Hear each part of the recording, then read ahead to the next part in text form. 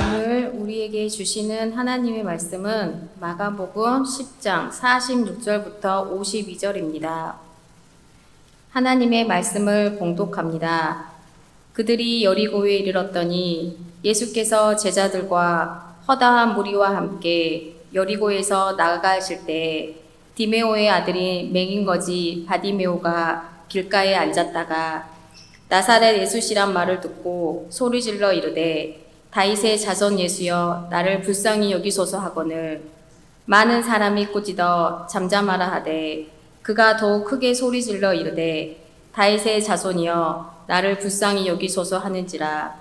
예수께서 머물러 서서 그를 부르라 하시니 그들이 그 맹인을 부르며 이르되 안심하고 일어나라 그가 너를 부르신다 하매 맹인이 겉옷을 내버리고 뛰어 일어나 예수께 나아오거늘 예수께서 말씀하여 이르시되 내게 무엇을 하여 주기를 원하느냐. 맹인이 이르되 선생님이여 보기를 원하나이다. 예수께서 이르시되 가라 내 믿음이 너를 구원하였느니라 하시니 그가 곧 보게 되어 예수를 길에서 따르니라. 아멘. 오늘 복음 말씀은 굉장히 은혜가 있는 말씀입니다. 혹시 여러분 삶을 살아오시면서 언제 좌절하고 절망해서 마치 길가에 앉아서 차마 일어서지도 못했던 적 있으신가요? 때로는 건강을 잃어서 절망할 때가 있습니다. 때로는 원치 않는 질병이 나의 발목을 잡고 그 자리에 앉히기도 하죠. 우리 청년들은 아마 취업을 준비하고 원서를 번번이 내보지만 연락이 오지 않고 진로를 잡지 못할 때 일어서지 못하고 아마 좌절하면서 절망하는 시간 겪기도 할 겁니다. 청년들은 청년대로, 장년들은 장년대로, 아이를 키우는 부모는 부모대로, 또 노년에 이른 어르신들은 어른시들의 방식으로 때로는 지치고 힘들고 낙심하고 싶어서 이 자리에 머물러 있고 싶은 때 있죠. 그런데 오늘 성경의 주인공인 바디메오, 아버지 이름이 디메오, 아버지 디메오의 아들, 그래서 바디메오입니다. 그러니까 길가에 앉아 있습니다. 6월절 다가오니 아마 겨울 끝에서 봄 되겠죠. 새싹은 초록초록 돋아나고 생명의 기운이 솟구쳐 오르는데 이 사람은 길가에 앉아서 한 푼 구걸하며 지나가는 사람들이 던져주는 그 몇 푼 의지에서 살아가는 절망의 자리입니다. 앞이 보이지 않습니다. 스스로 할 수 있는 일이 없죠. 그런 그에게 귀에 들린 한 말씀은 예수께서 이리 지나가신다. 예수님의 목소리가 들렸는지 다른 이들의 웅성거림이 들렸는지 모르겠습니다. 그 목소리를 들은 바디메오는 큰 소리로 외칩니다. 쩌렁쩌렁하게 모든 마음을 담아서 외쳤습니다. 다윗의 자손 예수여 나를 불쌍히 여겨주십시오. 얼마나 크게 외쳤던지 예수님의 제자들과 일행들이 야, 니 좀 조용히 해라 제지를 했습니다. 그러자 그는 더 큰 소리로 다윗의 자손 예수여 나를 불쌍히 여겨주십시오. 큰 소리로 외치는 모습입니다. 여러분은 어느 자리에서 어느 순간 그런 경험들 있으신가요? 정말 예수님 저를 불쌍히 여겨주십시오. 온 마음, 온 힘껏 주님을 부르짖은 적 있으신가요? 오늘 바디메오의 자리입니다. 그 바디메오의 외침을 주님 외면하지 않으시고 그 바디메오를 불러내서 바디메오야 내가 무엇을 원한? 주님 제가 보기를 원합니다. 내 믿음이 너를 구원하였다. 그러자 바디메오의 눈이 뜨여 길에서 예수를 따릅니다 하고 오늘 복음이 전해집니다. 이 복음을 참 좋아합니다. 눈 못 뜨고 육신의 눈은 뜨고 살지 몰라도 예수님 못 알아차리고 내 삶의 진짜를 못 알아차리고 산 적이 너무 많아서 내 삶이 마치 반치 보지 못하는 이 앞 못 보는 바디메오와 같을 때가 많다고 느껴지거든요. 근데 이 복음은 읽을 때마다 그럴 때 내 눈을 뜨게 해 주시는 분 나를 구원해 주시는 분 예수님께 시선을 두게 하고 눈뜸으로 예수님을 따라가게 하기에 참으로 이 복음을 읽을 때마다 큰 은혜를 누립니다. 우리 케냐에서 오신 브라이언 스티브는 제 한국말이 통역이 되시나요? 이해할 수 있으신가요?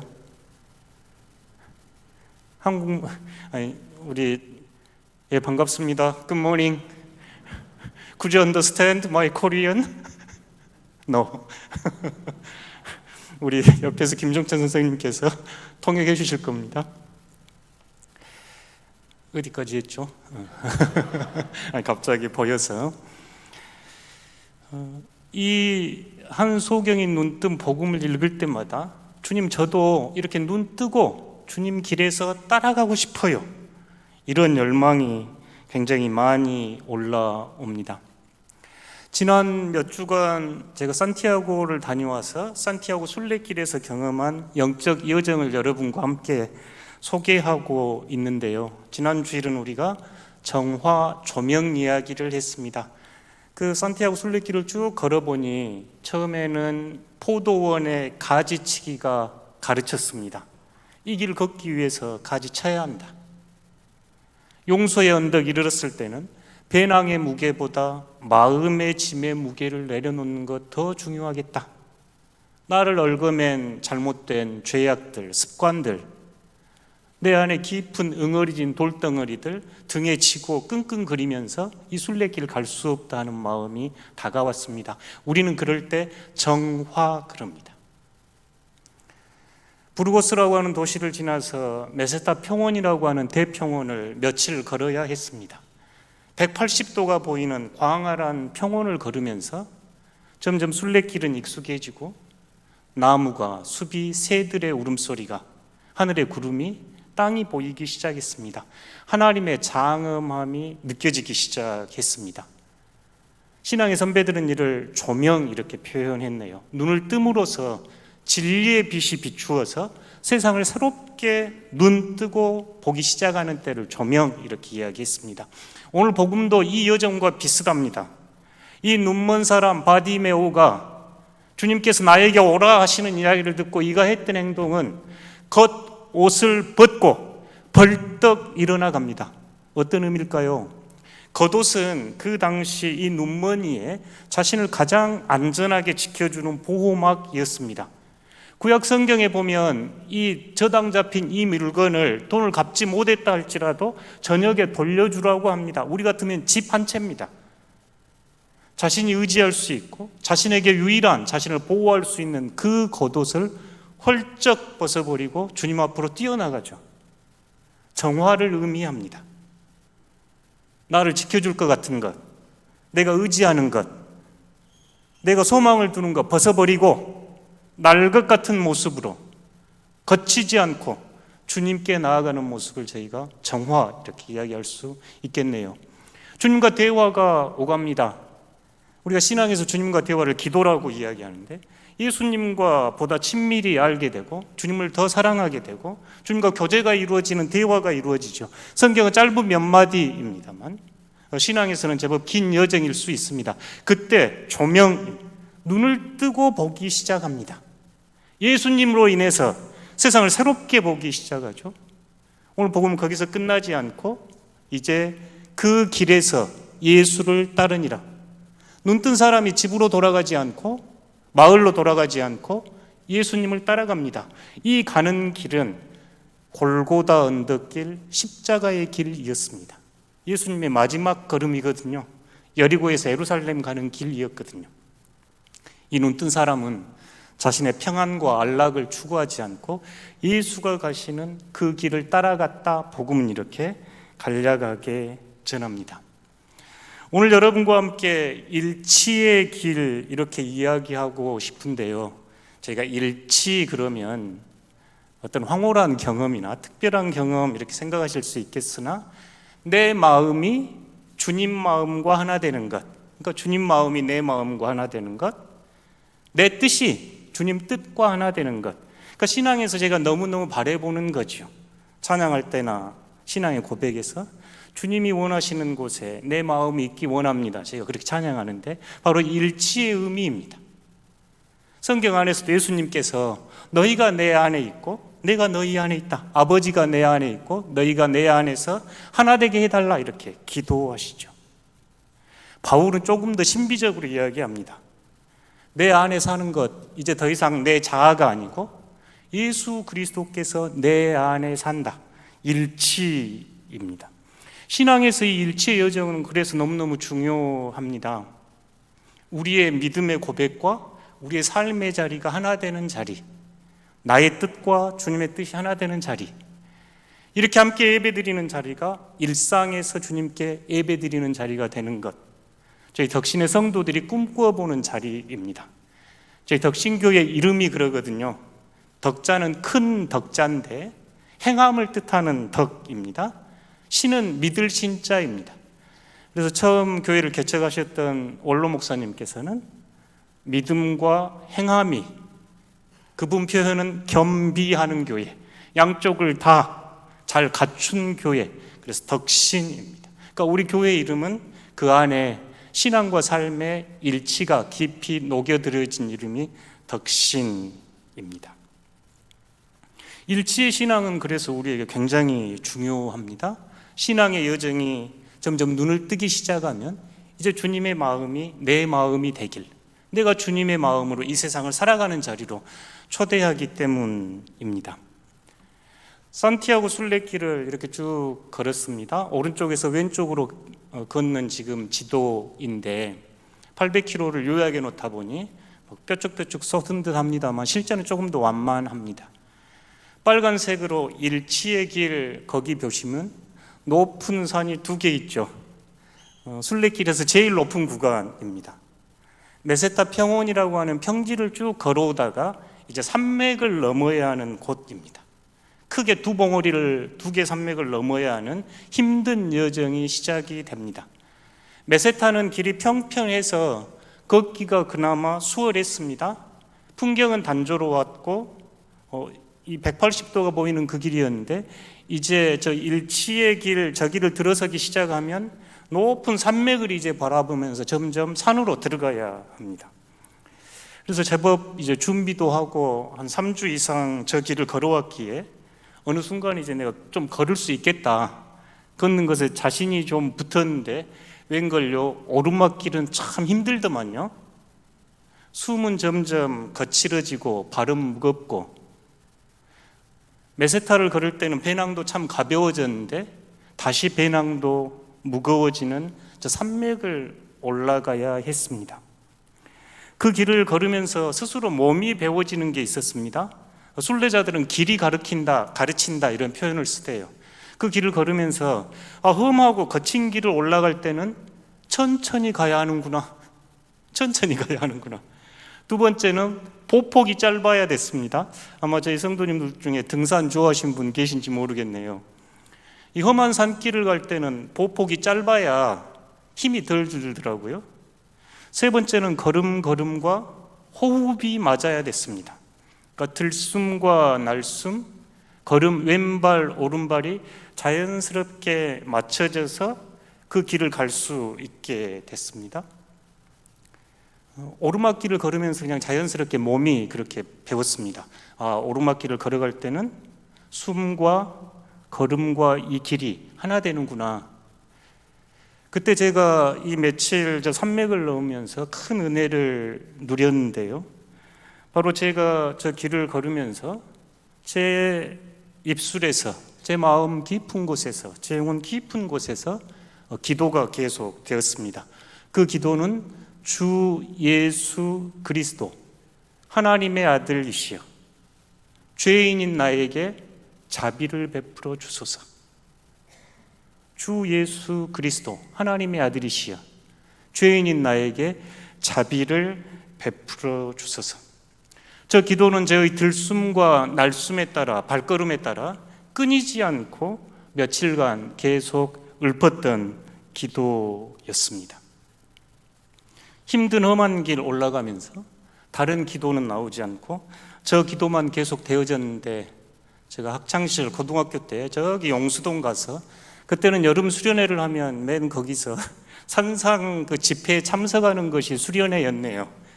가서 이제 밤새 이렇게 찬양하고 기도하고, 또 그때는 시절이 그랬는지 목사님들이나 분강사들이 꼭 방언을 받아야 한다고 막 그러던 시절이어가지고 목은 쉬가지고 이제 내려올 때는 목도 다 쉬고 이렇게 내려왔는데, 그 방언의 은혜를 그때 은사를 좀 받았습니다.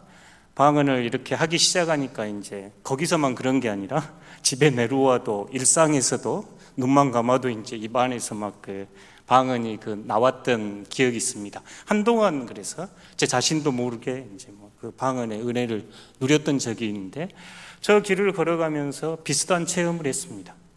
입에서 끊임없이 주 예수 그리스도 하나님의 아들 이 죄인에게 자비를 베풀어 주십시오. 저 길을 올라가면서 순례자들이 목적지로 삼는 곳이 있습니다.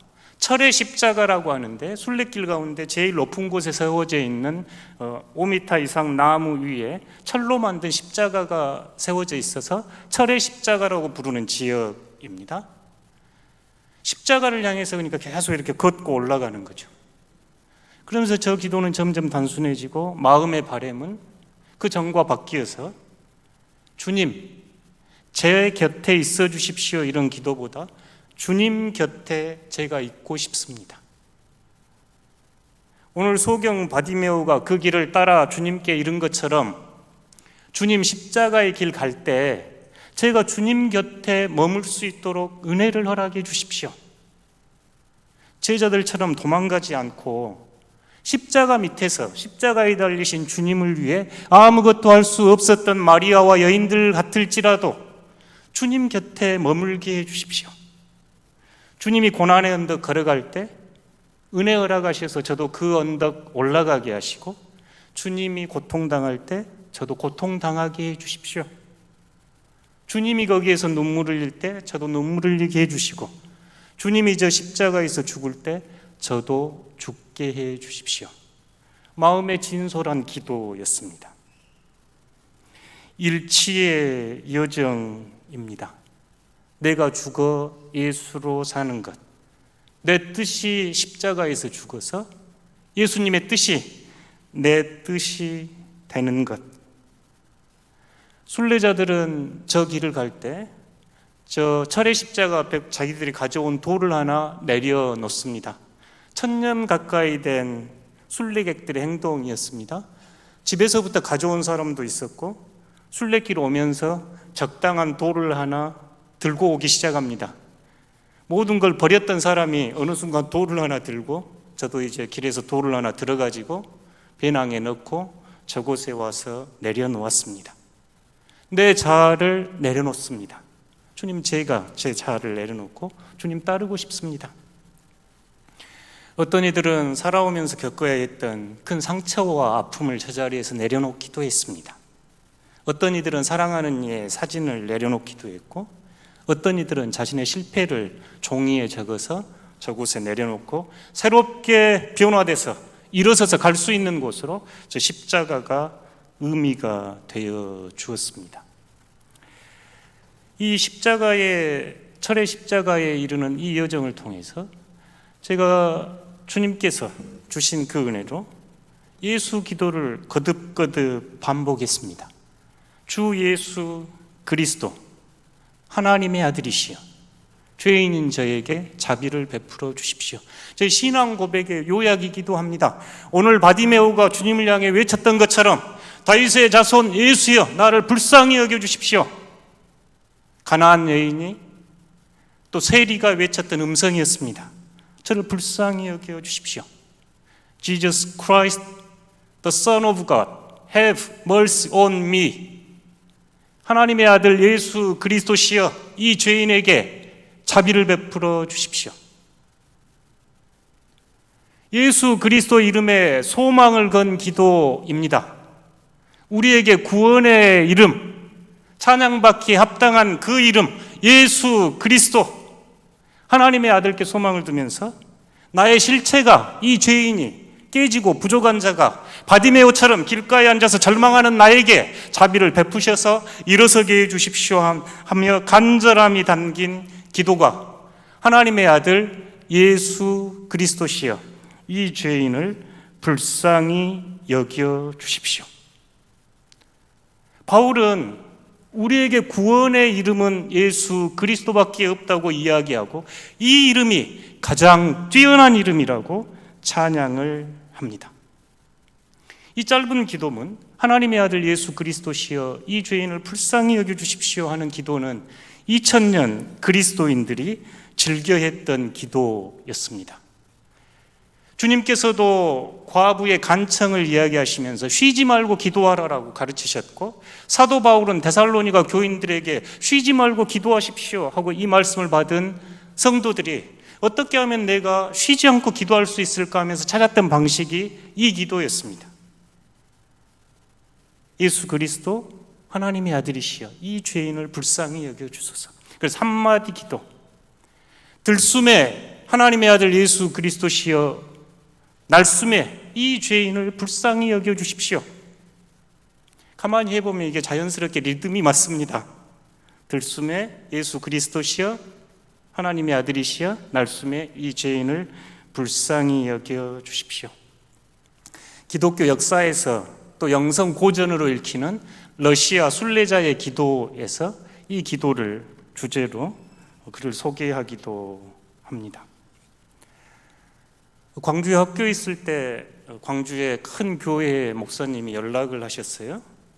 그래서 그 교회에 와가지고 예수 기도에 대한 세미나를 저에게 성도들에게 좀 해달라는 거였는데 가서 이제 말씀을 이렇게 들었더니 목사님과 모든 성도들이 팔에 밴드를 하고 그 밴드에 예수 그리스도시여 하나님의 아들 이 죄인을 불쌍히 여겨주십시오를 다 끼고 있었습니다.